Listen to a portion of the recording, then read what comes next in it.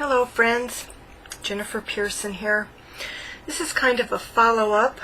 You can see it's nice and clean now. I put all my cards away.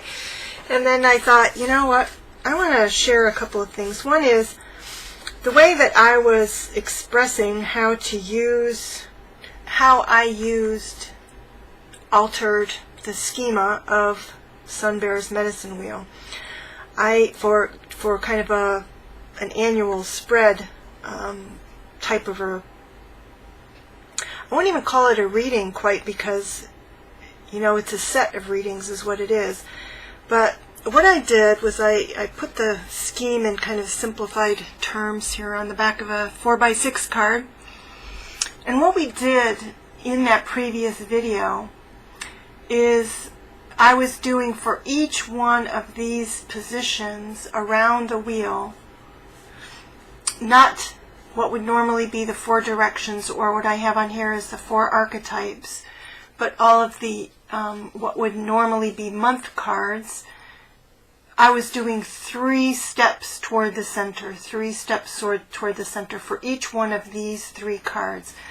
And that ended up being, each time you visit one of these cards, you have that card, and you have the 3 steps are 4 new cards that you incorporate into these 3 cards, the archetype and the 2 allies, for a set of, what is that, 6, actually 7, total of 7 cards that you're looking at, with 4 being new and 3 being the same. Each time you shift to another month or animal card, as I had them, you end up with 4 new cards and 3 that are repeating.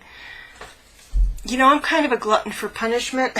So some people might not want that level of complexity with 4 new cards showing up each time, and would rather do it like this, where the path cards are more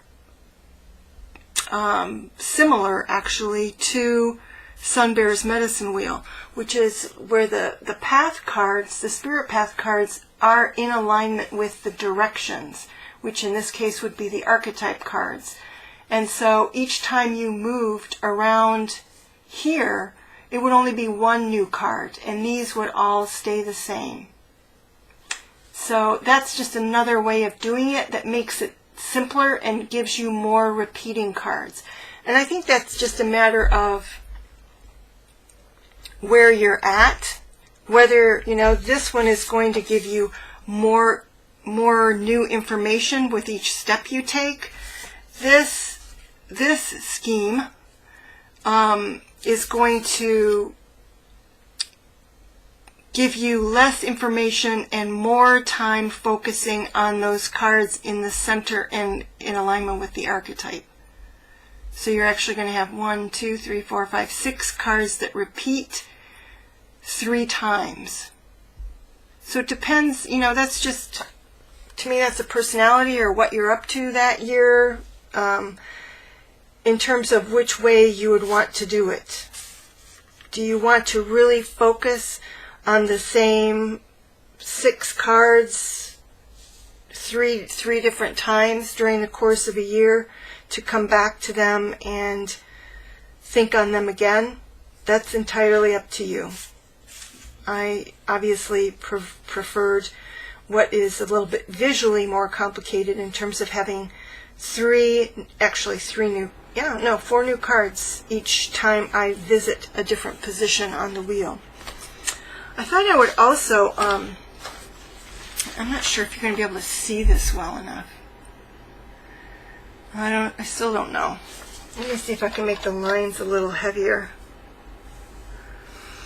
So I did the randomization of the different positions, and it turned out very, very interesting, which is why I wanted to show it to you.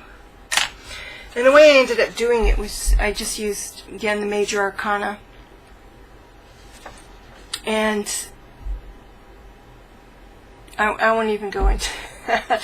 You could take out, this isn't quite the way I did it, but you could just take out everything but 1 through 12 because there's 12 different positions here, and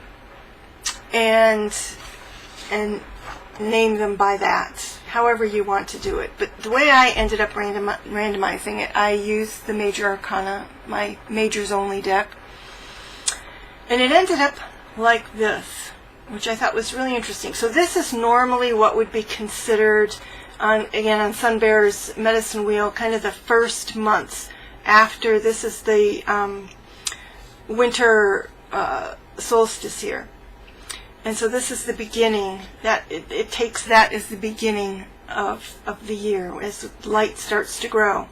Now, I'm not treating these necessarily as months, but that's why I started here. And I actually got number 1 for 1. But so it starts here, and then it goes to this quadrant, so 2, and then it does 3, 4, and 5. So it clears out this quadrant. So it starts here, bounces here, clears this out entirely in, 3 months' time, just clears it out entirely. Then it bounces back to this area,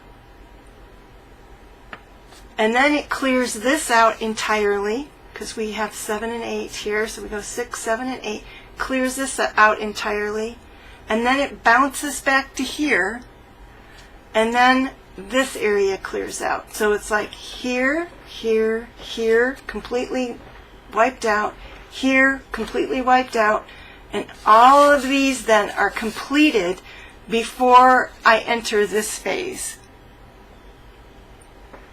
And this is 10, 11, 12, so the numbers here are a little bit skewed. I thought that was just super interesting.